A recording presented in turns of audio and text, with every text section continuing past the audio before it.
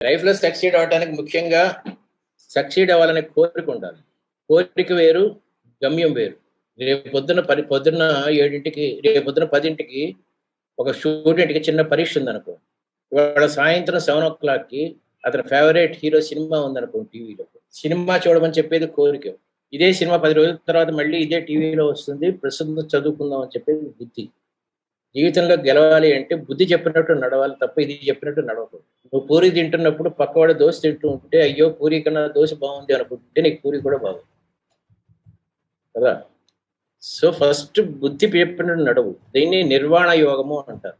Control this, గెలవటానికి ఇదే first step. నువ్వు ఎక్కడ మొన్నే రాశాను, నువ్వు అడవుల్లో ముళ్ళ మధ్య దారి లేని ప్లేస్ లో నడుస్తూ వెళ్తూ ఉంటే నీ స్నేహితులందరూ జలపాతాల దగ్గర మందు కొడుతూ పబ్బుల్లో ఉద్యానవనాలు అనుకుంటూ అక్కడ నాట్యం చేస్తూ నేను చూస్తున్నారు.